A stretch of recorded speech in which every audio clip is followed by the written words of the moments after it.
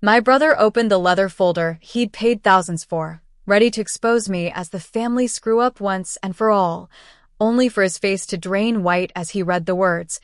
Current occupation, CTO. Net worth, 7 figures. He wanted to destroy me. Instead, he handed me the greatest revenge I never had to plan. If you've ever been underestimated, if someone ever looked you in the eye and told you that you'd never be enough, hit that like button. Subscribe for more true stories of justice with the sharpest possible edge. And tell me in the comments where you're watching from, because this one's going global. Let's begin. My name is Harper Cole. I'm 32 years old.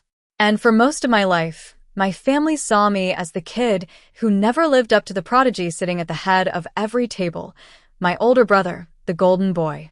To them, I was the disappointment, the dropout, the girl who worked retail while he saved lives in a pristine white coat. And for years, I let them believe it. I didn't correct them when they assumed I'd failed out of college. I didn't correct them when they said I was just getting by at a big box store. I didn't even correct them when they whispered, "Thank God our son turned out right." Because it didn't matter. While they were polishing his trophies, I was quietly building the thing that would change my life forever, a cybersecurity platform called Sentinel Loop. I worked nights, coded until my vision blurred, raised seed rounds while sleeping on an air mattress, and eventually sold the company for 8 figures. But they never knew, because I wanted to see how long they'd cling to the story where I was the failure. Turns out the answer was all the way until the night everything exploded. My family invited me to dinner to reconnect. Translation: another night of praising my brother while patting my head like a lost puppy. When I arrived, he made a show of it. Oh wow, Harper made it. Must have gotten the day off from folding clothes. Laughter. Everyone except me. I let it slide. I always did. But something in the air felt off, like static. Then a man walked in. Dark blazer, leather folder. And my stomach sank. I recognized him. Daniel Price, a private investigator who once shared a community college lab with me. He remembered me.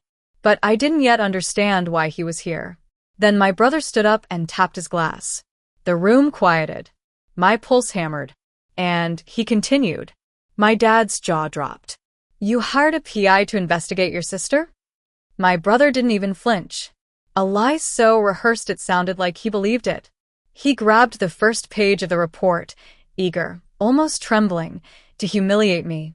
Then he started reading. A pause. A long, suffocating, unbelievable pause. His voice cracked. My skin prickled. Current occupation: Chief Technology Officer and co-founder of Sentinel Loop. My parents' heads snapped toward me.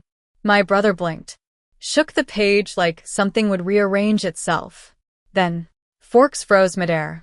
My mother gasped. My father uttered, "Is this real?"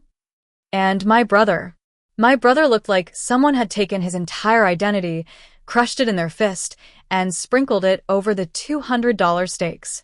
This can't be right, he stammered. She's been lying. She let us think she was a failure. He flipped through the pages frantically, desperate to find dirt. Debt? Dropouts? Mistakes? Anything to maintain the story where he was the star and I was the cautionary tale. But all he found was what he never expected: my success, my autonomy, everything he didn't know how to cope with. I spoke calmly. My father turned on him. You invaded her privacy. How could you? My brother exploded. Because you always worried about her. I thought if I showed you how she'd messed up. Messed up how? I snapped. By surviving without your approval? My voice shook with years of swallowed words. You didn't want to protect me. You wanted to punish me for not staying beneath you. Daniel cleared his throat. Your son told me he planned to confront her publicly, he said flatly. Not to help. To humiliate. A hush fell over the room, so heavy it had gravity. My brother pointed at him like a drowning man grabbing a rope that wasn't there. I paid you. And I told the truth, Daniel replied. Jealousy dressed as concern is still jealousy. My mother cried quietly.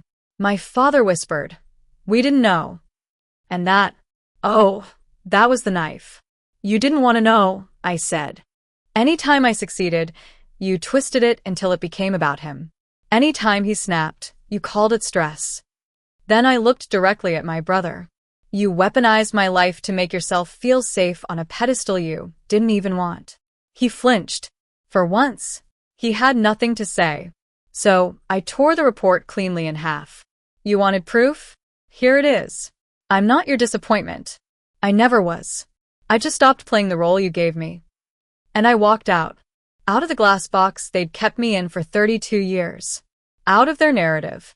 Out of the version of myself I had long outgrown. My phone buzzed with desperate calls on the way back to my hotel. I ignored everyone. Because for the first time in my life, I wasn't asking for permission to exist. 3 days later, his consequences arrived. He'd paid the investigator with a hospital business account. Finance flagged it. Compliance dragged him in. A formal note on his record. Boundary issues. Mandatory leave. Then his fiancée found the debt he'd taken out. She moved back home. He tried to ruin me. He ruined himself instead. I returned to Austin. My life, my real life, grew even bigger. Investors. Engineers. A payout that felt unreal. A nonprofit idea forming quietly in the back of my mind. And silence from my family until my sister, Madison, called. Not to scold me. To save us. She arranged a family therapy session. And in that room, separated by screens and decades of resentment, we broke open the truth. My brother admitted jealousy. My parents admitted fear. I admitted exhaustion. Roles shattered. For the first time, we met each other without costumes. My brother started therapy. Stopped posting perfect life photos. Volunteered at clinics. Showed up for people who'd never seen him as anything but human. My parents learned about golden child syndrome and stopped comparing us like 2 items on a menu.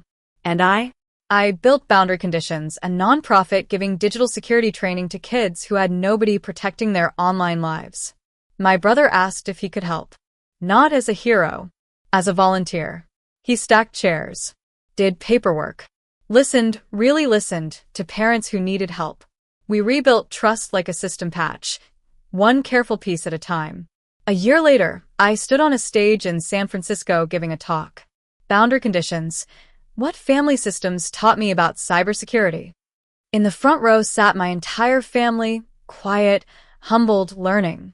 I told the story in broad strokes. Not to shame them, to illuminate the truth. It was in my family story about who I was allowed to be. When I finished, my father hugged me. I'm proud of you, he said. No caveats. No comparisons. My mother cried.